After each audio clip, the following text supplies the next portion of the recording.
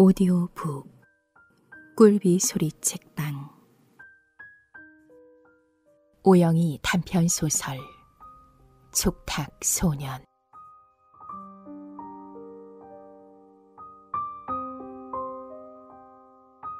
네, 안녕하세요. 꿀비 소리 책방의 꿀비 소리입니다. 네, 오늘은 여러분께 오영희 작가님의 촉탁소년을 들고 왔습니다. 네, 얼마 전에 오영희 작가님의 독일산 삼중바닥 프라이팬을 들려드렸었는데요. 여러 구독자분들께서 오영희 작가님의 다른 글도 듣고 싶다고 하셔서 제가 작가님께 부탁드렸습니다. 그랬더니 선뜻 다른 책을 보내주셨어요. 그래서 오늘은 여러분께 촉탁소년이라는 오영희 작가님의 또 다른 단편을 들고 왔습니다. 여러분은 촉탁소년이 무슨 뜻인지 알고 계신가요? 저는 어렴풋이 알고 있었는데 이번 소설을 통해서 더 정확하게 알게 됐어요.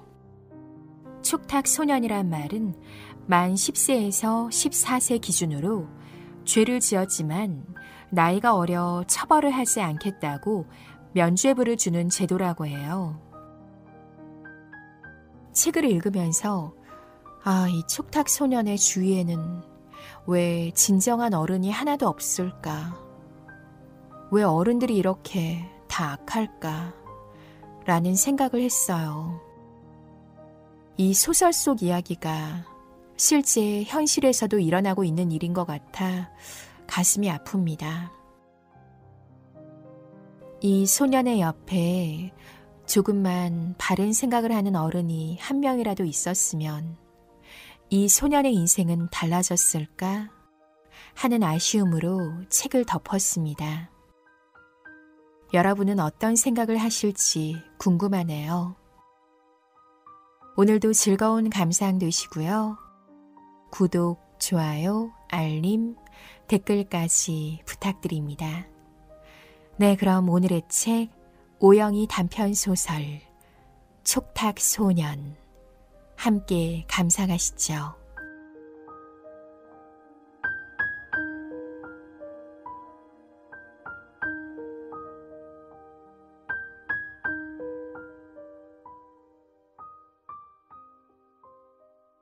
오영희 단편소설 촉탁소년.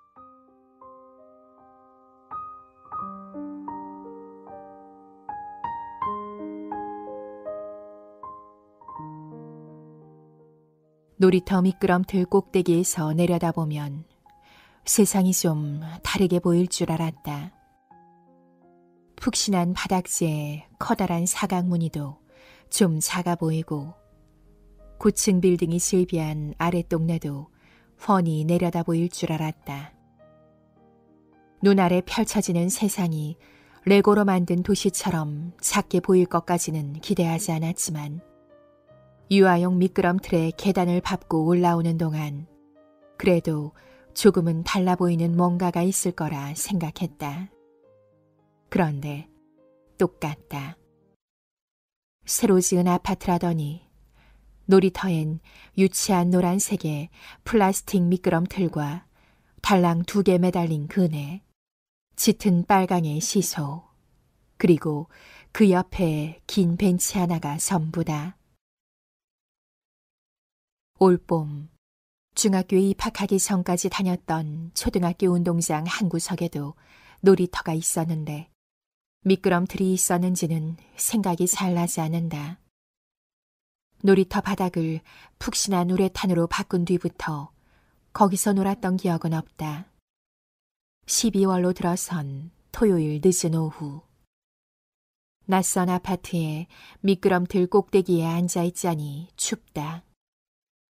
바지가 작아져 발목이 껑충 드러나고 운동화는 꽉 끼어서 발가락이 아프다. 할아버지 집에 나를 맡기고 아빠가 재혼한 뒤로 토요일 점심은 굶거나 컵라면만 먹는데도 내 몸은 보이지 않게 자라고 있었나 보다. 또래들보다 작은 몸집 때문에 셔틀이 될 뻔한 게 불과 몇 달 전인데 이제 학교에 가도 애들은 나를 괴롭히지 않는다. 괴롭히지도 않지만 말을 걸지도 않는다. 그 사건이 있은 직후에는 내가 지나가면 수근거리는 소리가 들리기도 하고 못 본 척 지나치면서 슬쩍 나를 돌아보는 애도 있었지만 이제 나의 투명인간 취급을 한다. 내가 복도를 걸어가면 아른 척은커녕 에어 커튼을 통과하듯 쓱 지나가 버린다. 중학교 입학식을 하고 꼭 일주일이 되던 날이었다. 아빠가 재혼을 한다며 오래된 연립주택 1층에 사는 할아버지에게 나를 맡긴 지는 한 달이 되던 날이었고 엄마가 바퀴 달린 캐리어 2개를 힘겹게 끌고 집을 나간 지는 2년이 되던 날이었다. 교문을 벗어나 골목을 접어들자마자 격투기를 배운다는 형들이 나를 애워쌌다. 형들이 나를 데리고 간 곳은 재건축을 앞둔 아파트의 지하였다. 아무리 변두리라 해도 이렇게 음산한 곳이 있었나 싶을 만큼 춥고 더러운 곳이었다. 더 이상 사람이 살지 않는 아파트의 지하 입구에는 녹슨 철창문이 달려 있었지만 바람이 불 때마다 삐걱 소리만 날 뿐 잠금 장치가 되어주지는 못했다. 바람을 막아주지도 못했다. 여긴 한여름에도 에어컨이 필요 없을 만큼 추운 곳이라 해서 노에어존이라고 하지. 노에어존. 공기가 없으니 사람이 살아서 나가기는 좀 힘들겠지.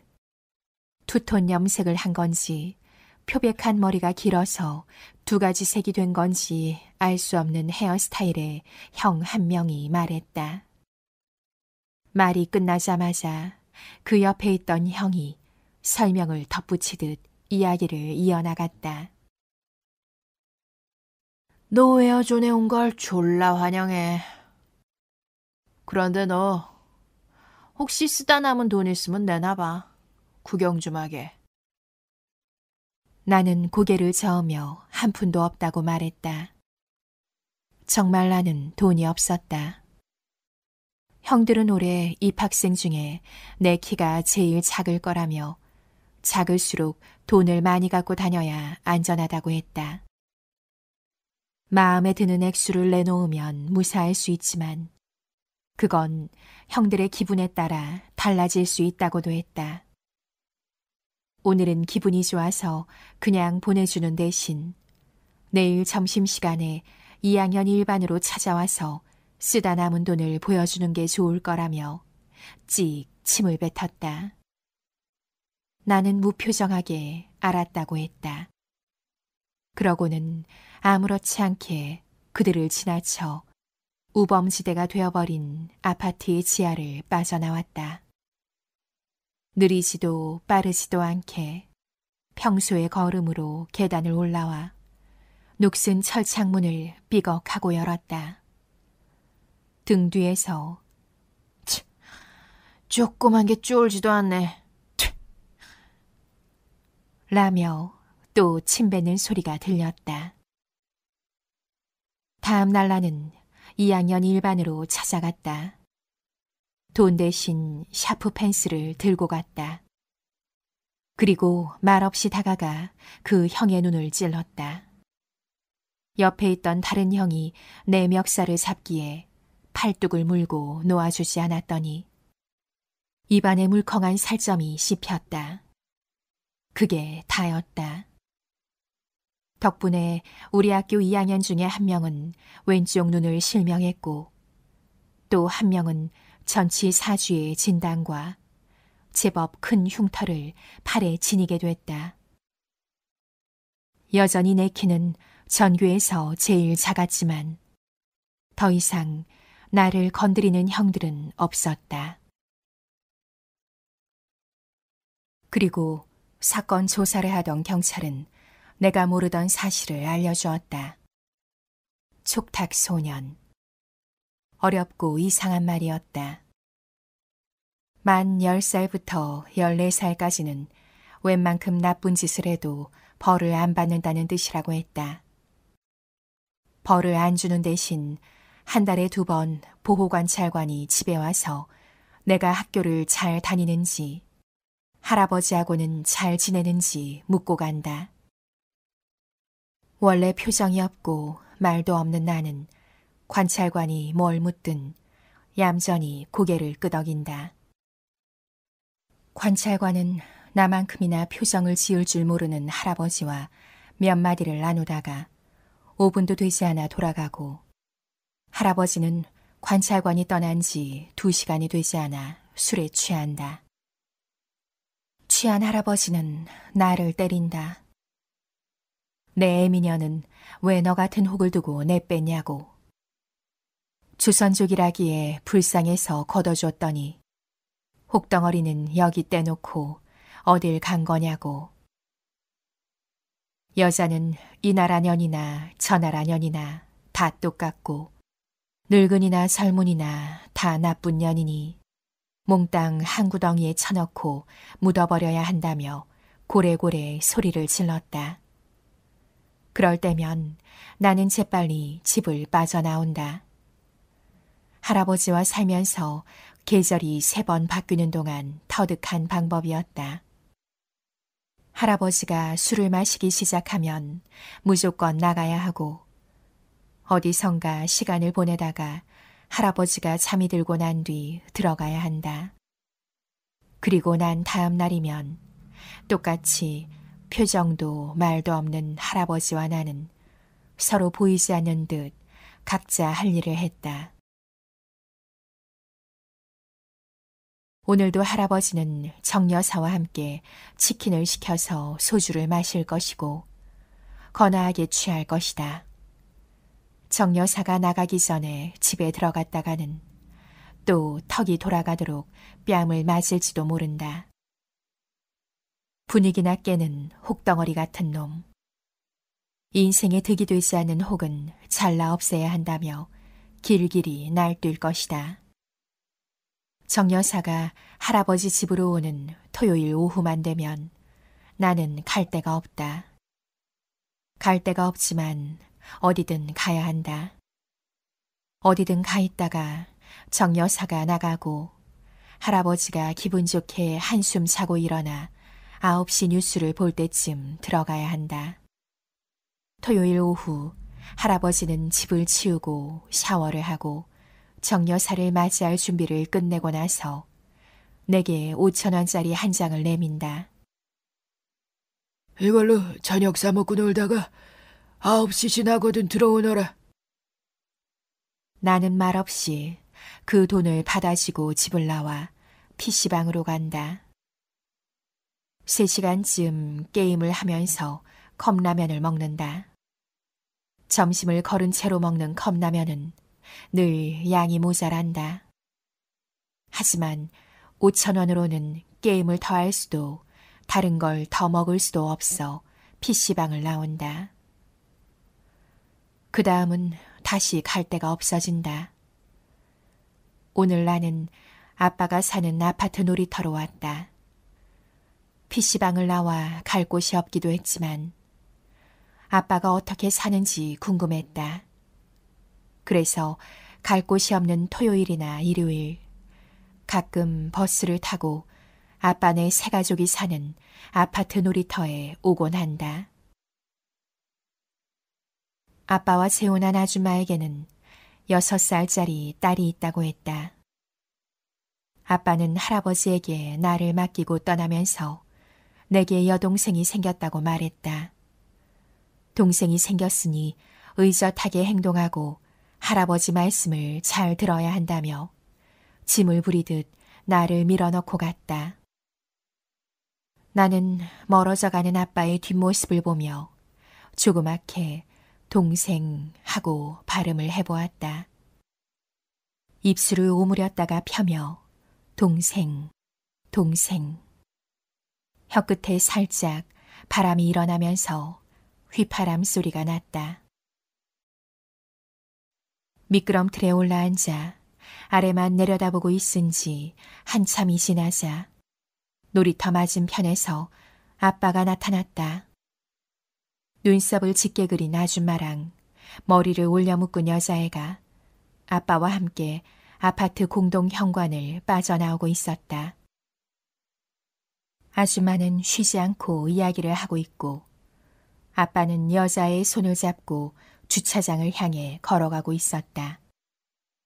아빠가 여자의 귀에 대고 뭔가 소곤거리자 여자애가 까르르 웃음소리를 냈다. 뉘어 타가지고 있는 미끄럼틀 꼭대기에 앉아 나는 물끄러미 그들을 내려다본다. 아빠의 가족들이 차례로 올라탄 차가 내 앞을 지나가는 걸 보며 지금 그들이 가는 곳이 어딘지 궁금했다. 지금쯤 정 여사는 갔을까? 어둑해지고 나서도 한참이 지났다. 날이 너무 추워서 밖에 있기가 힘들다. 돈도 없고 갈 곳도 없다. 돈이 없어서 갈 곳이 없는 건지, 갈 곳이 없어서 돈도 없는 것인지 잘 모르겠다. 나는 춥고 어두운 집 앞에서 잠시 망설인다.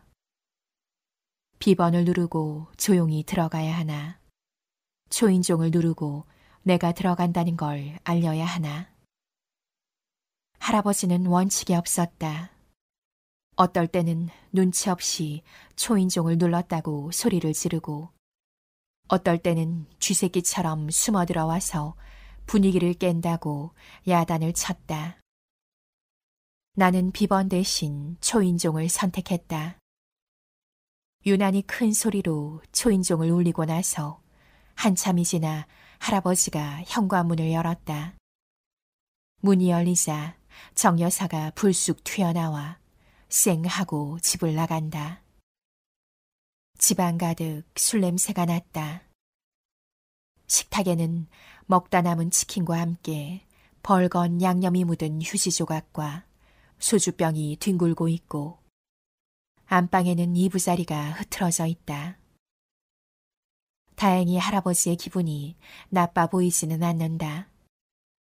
그렇다고 딱히 기쁜 표정을 짓는다거나 내게 다정하게 말을 걸어주는 건 아니다. 소리를 지르거나 때리지 않으면 그게 기분이 좋다는 뜻일 뿐이다. 내가 집에 오자 할아버지는 방문을 탁 닫고 들어갔다. 나는 식탁 앞에 앉아 양념이 묻은 휴지 조각과 소주병을 한쪽으로 밀어놓고 남은 치킨을 먹었다. 엄마는 남이 먹다 남긴 음식을 먹으면 그게 팔자가 된다고 했다. 한번 그렇게 길들이고 나면 평생 그런 음식만 먹게 된다면서 배가 고프더라도 새로 차려주는 밥이 아니면 먹지 말라고 했었다. 엄마 특유의 억양으로 천연덕스럽게 그런 말을 했다. 그런 말을 듣고 있던 아빠는 엄마의 배에 주먹을 내질렀다. 허리를 꺾고 고꾸라진 엄마의 등을 걷어차며 어디서 배부른 소리를 하고 자빠졌냐고 소리를 빽 질렀다. 연변 촌년 주제에 도시물을 먹게 해줬더니 건방만 늘었다며 눈을 부라렸다. 나는 옆에서 얌전히 밥을 먹었다. 엄마가 새로 차려준 밥은 따뜻하고 고소했다. 아빠가 쾅 소리를 내며 현관문을 닫고 나간 뒤에도 엄마는 허리를 꺾은 채로 바닥에 웅크리고 있었고 나는 들기름에 구운 김을 밥 위에 올려놓고 젓가락으로 집어먹었다. 초등학교 2학년 때 내 발을 밟은 아이의 발등을 가위로 찌른 후 엄마는 나를 데리고 병원에 간 적이 있다. 하얀 가운을 입은 여자 의사는 사람 얼굴이 그려진 몇 장의 그림을 보여주며 어떤 마음일지 말해보라고 했다. 웃는 얼굴과 화난 얼굴이 어떻게 다른지도 말해보라고 했다. 나는 입꼬리가 올라가거나 눈썹이 올라간 사람의 얼굴이 그려진 그림을 왜 계속 보여주는지 몰랐다.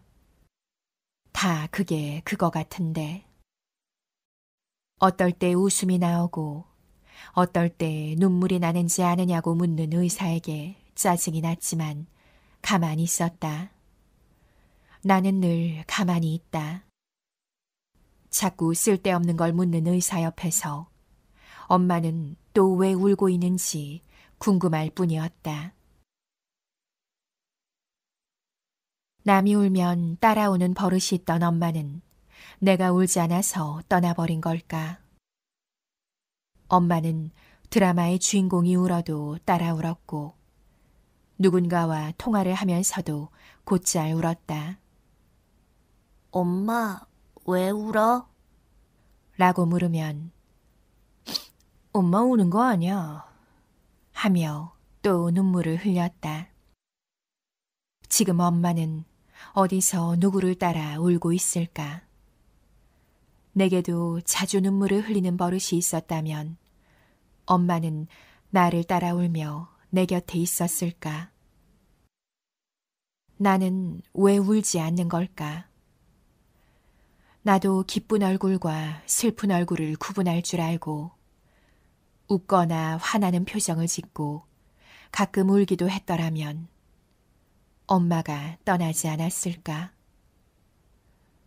할아버지와 정여사가 남긴 치킨을 먹어치우고 콜라를 마신다. 콜라를 많이 마시면 칼슘이 빠져나가서 키가 안 큰다는데.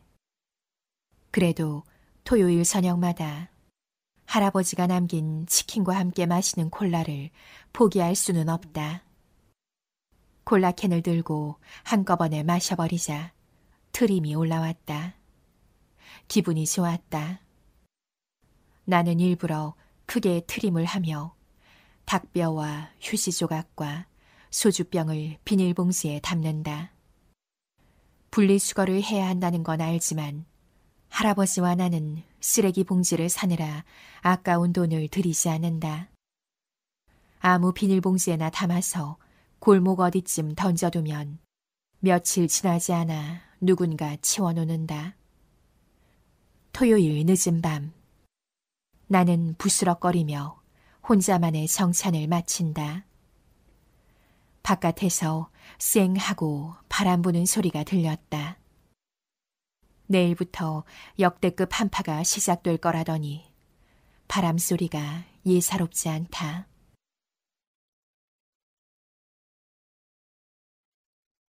일요일의 놀이터도 텅 비어 있었다. 노란색 미끄럼틀 하나와 그네 2개, 무릎 높이 정도의 시소밖에 없으니 놀이터라 할 것도 없었다. 그래도 가끔은 유치원 꼬맹이들이 나와 놀기도 했는데 날이 추워지면서 놀이터에는 아무도 없는 날이 많았다. 나는 그네에 앉아 몸을 흔들거리거나 미끄럼틀 꼭대기에 앉아 주차장을 내려다보며 일요일 오전을 보내고 있었다. 오늘 아침 할아버지는 전화기에 대고 소리를 질러댔다. 왜 새끼를 떠안겨놓고 생활비를 빨리 보내지 않느냐며 악을 썼다. 전화기를 씹어먹을 듯이 바짝 입을 대고 소리를 지르는 동안 침이 사방으로 튀었다. 아빠와 통화한 모양이다. 할아버지와 아빠의 통화는 늘 똑같았다. 다른 여자와 결혼해 살겠다고 나를 떠넘기고 간 아빠와 나를 떠안았으니 돈을 달라는 할아버지. 아빠가 돈을 제때 보냈다면 할아버지가 아빠에게 전화할 일은 없었을 것이다. 그것보다 먼저 아빠가 재혼을 한답시고 나를 할아버지한테 떠넘기지 않았다면, 남이 울면 따라오는 엄마와 결혼하지도 않고 아예 내가 태어나지 않았다면 이렇게 되지 않았을 것이다. 하지만 오늘 아침은 그런 걸 따질 때가 아니었다.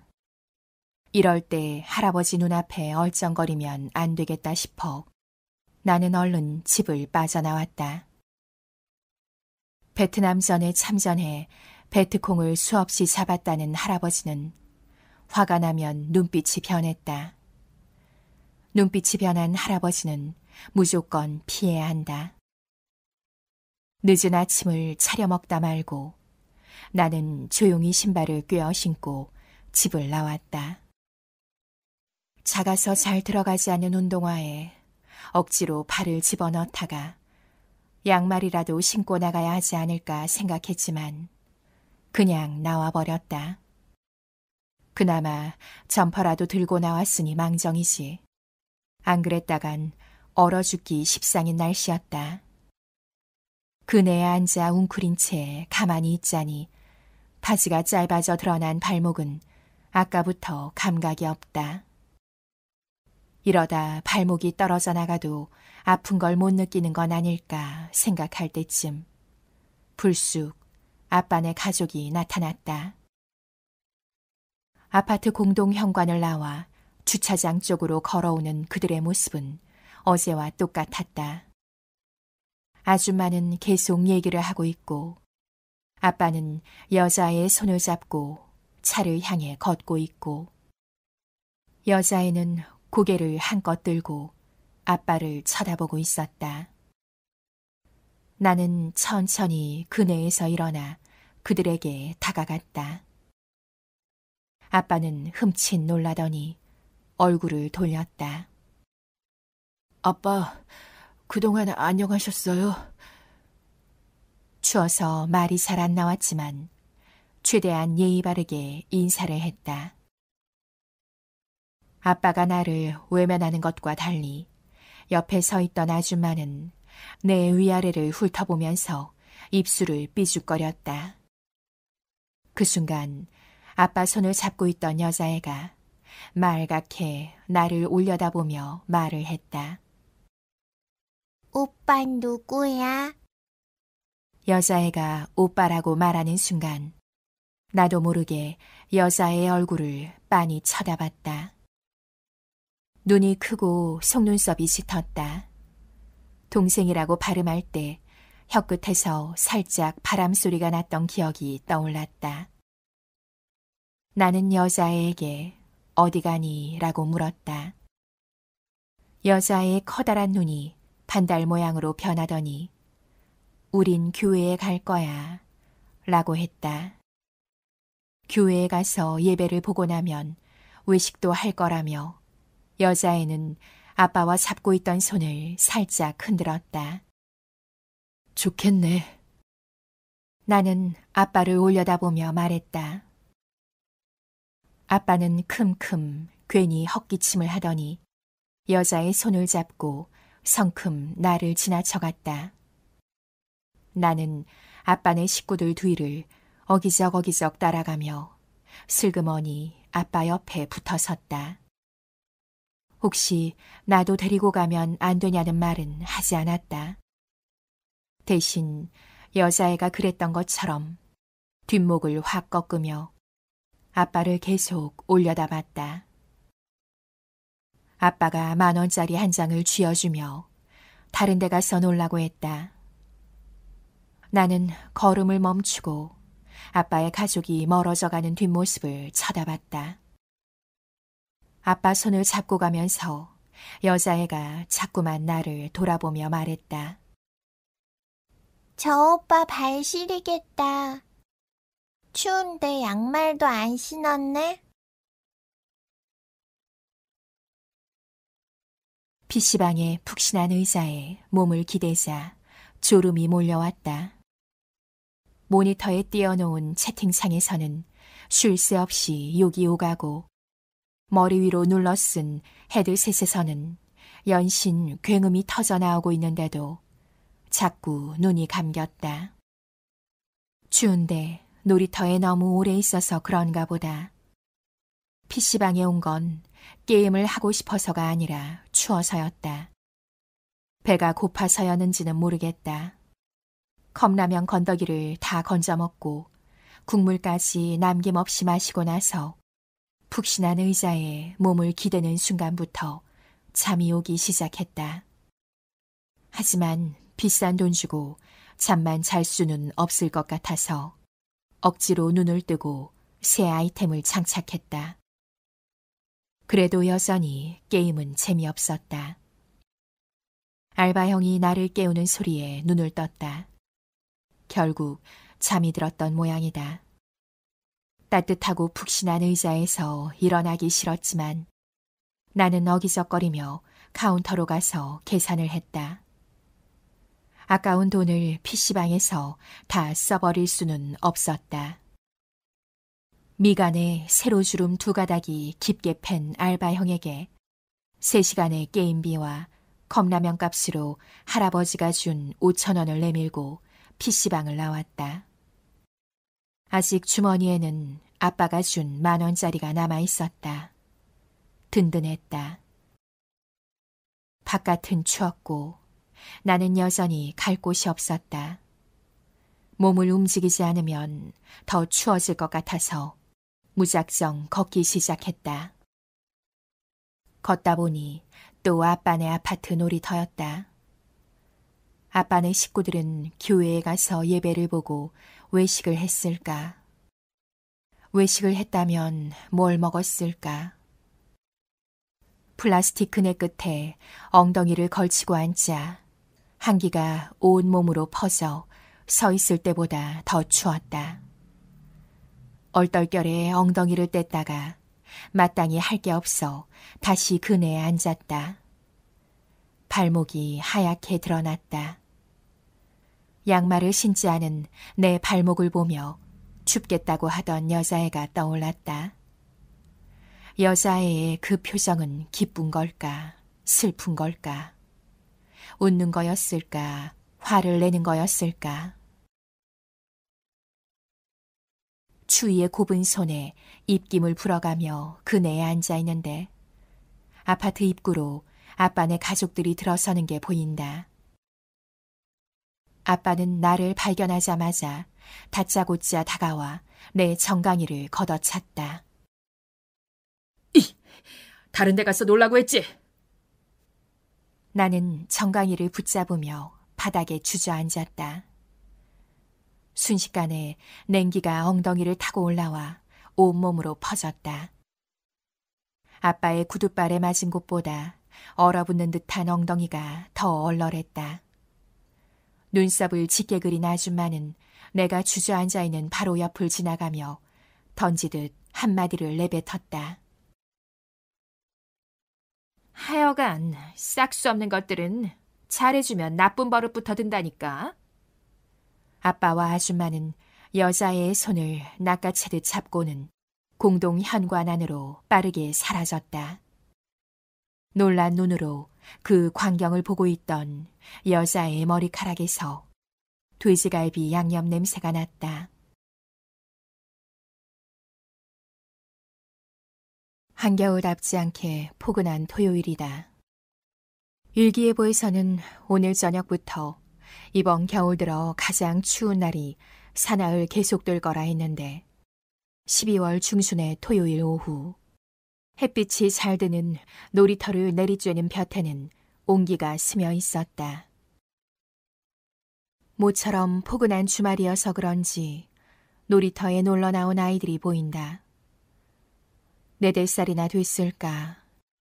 단발을 하고 앞머리에 커다란 핀을 꽂은 여자애와 양갈래로 머리를 묶은 아이 둘이 미끄럼을 타고 있다. 딱히 재미있을 것도 없는데 높은 웃음소리를 내며 플라스틱 계단을 올라가 미끄럼틀을 타고 내려온다. 시끄러웠다. 오늘도 할아버지는 정여사를 맞이하기 위해 집을 치우고 샤워를 했다. 욕실을 나와 향이 진한 스킨을 얼굴에 바르면서 내게 5,000원을 던져주었다. 돈을 집어서 호주머니에 넣는 순간 지난주 일요일에 아빠가 준 10,000원이 손에 잡혔다. 나는 2장의 지폐 주인이 되었다. 아무리 추워도 PC방 같은 데서 이 돈을 다 써버리지는 말아야겠다는 생각을 했다. 어디로 갈까? 용돈이 생겼어도 토요일 오후에 갈 데가 없기는 마찬가지였다. 버스 정류장에 한참 서 있다가 아빠네 가족이 사는 아파트 쪽으로 가는 버스를 탔다. 시끄러운 웃음소리를 내며 미끄럼을 타고 있는 여자애들은 이제 칭얼칭얼 소리를 낸다. 미끄럼틀 아래 쪼그리고 앉아 머리를 맞대고 뭔가를 찾고 있다. 쪼그리고 앉은 채 발을 옮기며 열심히 발밑을 뒤지는 여자애의 양갈래로 묶었던 머리 한쪽이 풀려 있다. 나는 아까부터 그네에 앉아 두 아이를 지켜보고 있었다. 여자애들과 얼마 떨어지지 않은 곳에 미끄럼틀이 있고 미끄럼틀 계단의 맨 아래 칸에 분홍색 플라스틱 조각이 보였다. 자세히 보니 여자의 한쪽 머리에 매달린 방울과 똑같다. 나는 천천히 일어나 분홍색 방울을 집어 여자의 앞에 내밀었다. 방울을 보더니 여자애가 발딱 일어서서 또 시끄러운 웃음소리를 내며 총총 뛰었다. 다른 여자애도 덩달아 같이 뛰며 높은 소리로 따라 웃었다. 그때 웬 아줌마가 놀이터 쪽으로 뛰어왔다.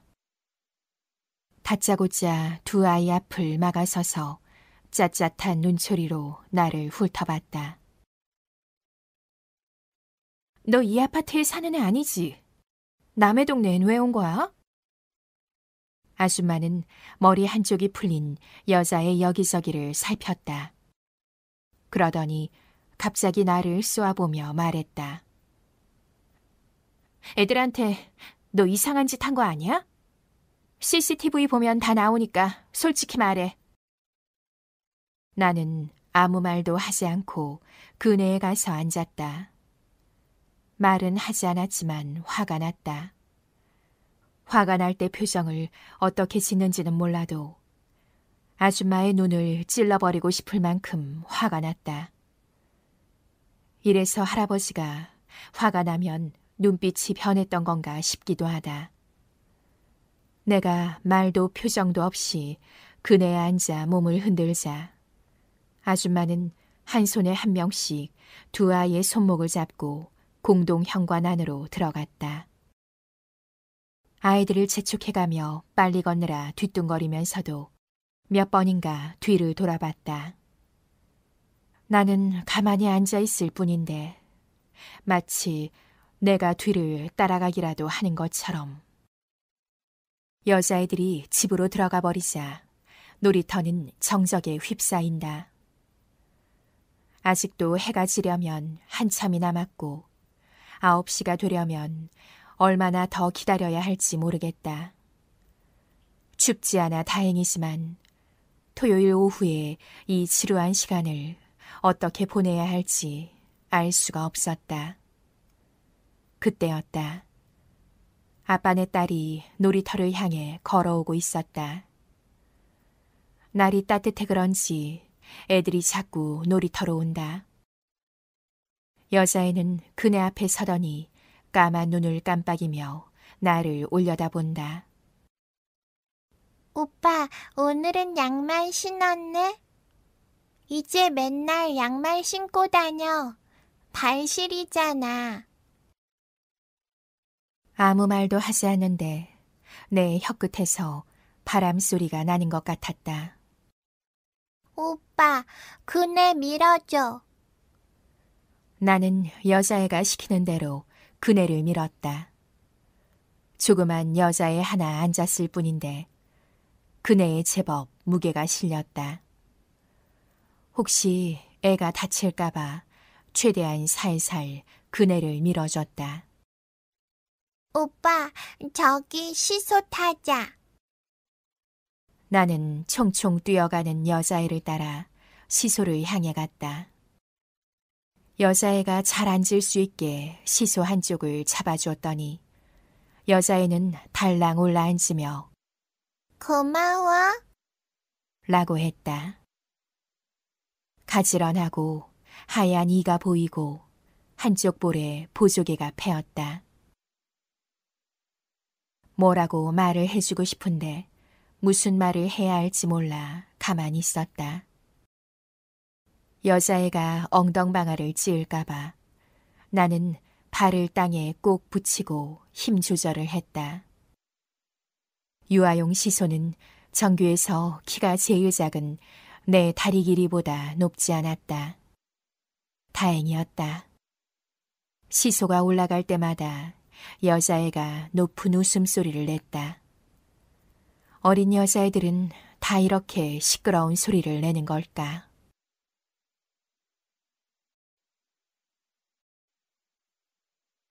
나는 식탁 앞에 앉아 먹다 남은 치킨을 허겁지겁 먹고 있었다.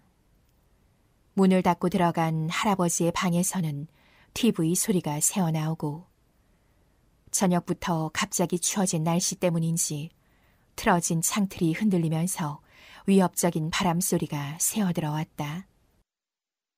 식탁 한쪽으로 치워놓은 소주병과 양념이 엉긴 휴지 조각 위에 내가 발라먹은 닭뼈를 얹으며 콜라를 마셨다. 기분 좋은 트림이 올라왔다. 갑자기 초인종이 울렸다. 나는 얼떨결에 치킨 조각을 떨어뜨렸다. 초인종이 울리고 세차게 문을 두들겨대는 것과 동시에 정 여사의 목소리가 들렸다. 할아버지가 달려나와 문을 열자 정 여사는 다짜고짜 내 앞에 섰다. 너 똑똑히 말해. 내 지갑에서 돈 훔쳤어, 안 훔쳤어? 나는 양념이 묻은 손을 허공에 든 채 멀거니 정 여사를 바라봤다. 할아버지가 당황하며 정 여사를 진정시켰다. 정 여사, 뭔가 오해가 있나 본데 차근차근 얘기부터 합시다. 정 여사는 숨을 몰아 쉬어가며 급하게 말을 쏟아냈다. 글쎄, 내가 버스를 타려고 정류장에서 지갑을 열었는데 현금이 하나도 없는 거예요. 여기 올 때는 분명히 5만 원이 지갑 속에 얌전히 들어있었는데 말이야. 요 앞 현금 지급기에서 돈을 찾고 나서 내가 들른 곳이라곤 여기밖에 없으니 저 애가 안 갖고 갔으면 누가 갖고 갔겠어요? 아까 영감하고 저 방에 있는 동안 얘가 내 지갑을 뒤진 게 분명해요. 전엔 초인종을 누르고 문을 열어줘야 들어오더니 오늘은 슬그머니 들어왔을 때부터 알아봤어야 하는데. 할아버지는 정 여사의 얘기가 채 끝나기도 전에 내 뺨을 후려쳤다. 맞을 때마다 느끼는 거지만 막상 아프다는 감각보다는 놀라기부터 한다. 아픈 건 그 다음이다. 연속해서 맞다 보면 아예 아픈 단계는 생략되고 얼얼하거나 무감각해진다. 할아버지는 팬터마임을 하듯 조용히 오른쪽 왼쪽 교대로 내 뺨을 때렸고 정 여사는 팔짱을 낀 채 그 광경을 지켜보고 있었다. 마치 음소거를 해놓고 보고 있는 TV처럼 비현실적인 장면이었다. 찢어진 입가에서 피가 흐르고 아까부터 흘러내린 코피가 앞섭을 적실 때쯤 할아버지는 주먹을 멈췄다. 그리고는 내 점퍼의 주머니를 뒤지기 시작했다. 지폐 2장이 나왔다. 지난주 일요일 아빠에게서 받은 10,000원과 오늘 할아버지가 준 5,000원. 나는 할 말이 없었다. 아빠가 사는 아파트 놀이터에 갔다는 말을 할 수도 없고 돈을 받았다는 말은 더더욱 할 수가 없었다. 정 여사는 남은 돈은 어디다 숨겼냐며 나를 윽박질렀다. 나는 표정도 말도 없이 손등으로 코피를 닦았다. 정 여사는 진저리를 한 번 치더니 할아버지를 향해 손자 교육 똑바로 시키라고 소리를 질렀다. 그리고는 2장의 지폐를 움켜쥐고 쿵쿵 발소리를 울리며 가버렸다. 할아버지의 눈빛이 확 변했다. 콜라를 마시고 트림을 할 때마다 기분이 좋다. 얌전히 식도를 타고 내려갔던 탄산이 폭발하듯 좁은 목구멍을 치받고 되올라오는 짜릿함. 특히 전혀 예상하지 못한 순간에 트림이 터져나올 때의 느낌은 뭐라 말하기가 힘들다. 그렇게 예기치 않은 순간에 트림을 토해낼 때는 나도 기쁘거나 웃는 표정을 지을 수 있겠다는 생각이 들 정도다. 식탁 한쪽에 닭뼈가 수북히 쌓이고 양념 묻은 휴지 조각이 나뒹군다. 지금은 토요일 밤이 아니지만 나는 치킨을 먹고 있다. 할아버지와 정여사가 먹다 남긴 것도 아니다. 오늘은 정확히 월요일이고 지금 시각은 오후 2시. 할아버지는 평소처럼 공사장에 나갔고 나는 오늘 학교에 가지 않았다. 사실 나는 자주 학교에 가지 않는다. 학교를 가든 안 가든 다를 게 없으니 아침에 일어나기 싫으면 등교를 하지 않는다. 내가 학교를 안 간 걸 할아버지에게 알려주는 사람도 없고 할아버지가 안다 한들 달라질 것도 없다. 오늘은 늦잠을 자고 일어나 오전 내내 TV를 봤다. 학교를 가지 않은 다른 날과 달라진 게 있다면 한참 TV를 보다가 식은 밥을 차려 먹는 대신 치킨을 시켰다는 것뿐이다. 치킨값을 주고도 내 주머니에는 아직 32,000원이 남아있다. 운이 좋다면 오늘 저녁도 치킨을 시켜 먹을 수 있을 것이다. 정여사의 지갑에 돈이 좀 더 있었더라면 한 일주일쯤 매일 치킨을 먹을 수도 있을 텐데. 저녁에는 1,000원을 더 주고 1리터짜리 콜라를 추가해야겠다. 가능하다면. 그러니까 오늘 저녁도 치킨을 시키는 게 가능하다면. 콜라를 한 모금 더 마시려는데 초인종이 울렸다. 나는 천천히 캔을 집어들고 꿀꺽꿀꺽 소리를 내며 남은 콜라를 마저 마셨다. 배에 힘을 줬지만 트림은 나오지 않고 달면서도 씁쓸한 맛만 입안에 남았다. 그 사이 초인종 소리가 몇 번 더 울리고 쿵쾅쿵쾅 누군가 문을 두드렸다. 나는 휴지를 뽑아 입을 닫고 싱크대로 가서 손을 씻었다. 빠르지도 느리지도 않게 몸을 움직이는 동안 초인종은 계속 울리고 있었다. 문을 열자 2명의 아저씨가 현관 안으로 쑥 들어섰다. 아저씨들은 경찰 신분증을 보여주며 내 이름을 댔다. 본인이 맞느냐고 했다. 나는 고개를 끄덕이며 맞다고 했다. 아빠네 집 여자의 사진을 보여주며 아는 애냐고 물었다. 나는 또 고개를 끄덕였다. 아저씨는 입술에 침을 바르더니 지난 토요일 오후에 이 여자애를 재개발 아파트 지하에 감금한 사실이 있느냐고 또박또박 물었다. 이번에도 고개를 끄덕이며 그렇다고 했다. 아저씨들은 어이가 없다는 듯 마주보며 헛웃음을 웃었다. 그리고는 유괴 혐의로 나를 긴급 체포한다고 했다. 묵비권을 행사할 수 있고 변호사를 선임할 수 있다고 중얼거렸는데 누가 봐도 건성으로 하고 있는 말이었다. 딱히 내가 알아듣기를 기대하고 한 말은 아닌 모양이었다. 아저씨 한 명이 수갑을 꺼내자 다른 아저씨가 이렇게 조그만 녀석한테 수갑까지 채울 거 있겠냐며 말렸다. 말리던 아저씨가 다가와 조용히 내 양 어깨를 잡으며 말했다. 6살짜리 애가 무슨 죄가 있다고 그런 끔찍한 짓을 했냐고. 그래도 동생인데 그러고 싶었냐고. 내 어깨를 잡은 아저씨의 소나귀에 점점 힘이 들어가는 게 느껴졌다.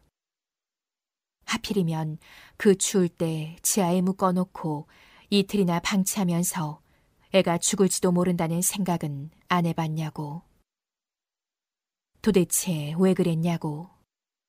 대답할 틈도 주지 않고 계속 물었다. 왜 그랬냐고요? 나는 운동화에 억지로 발을 끼워 넣으며 아저씨를 똑바로 쳐다보았다.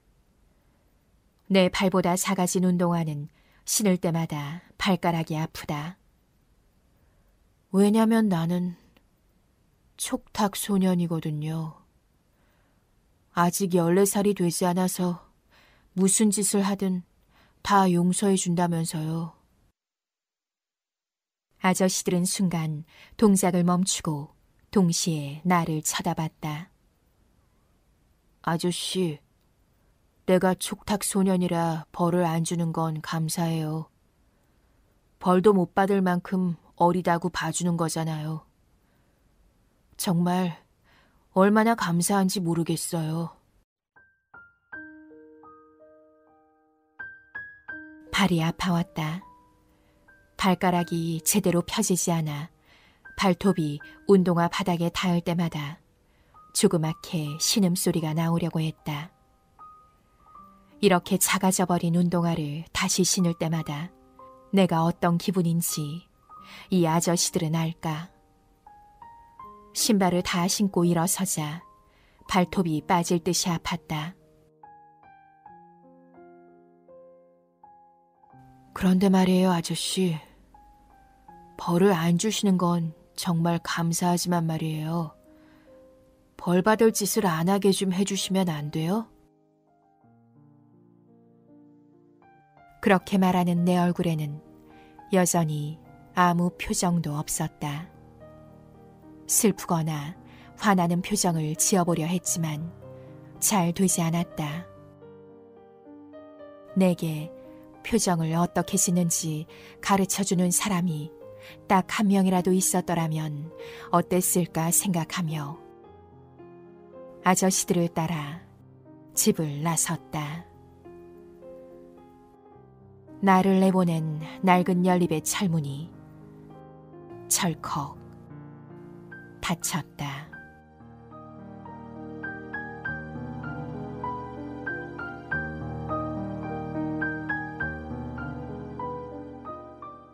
오영희 단편소설 촉탁소년.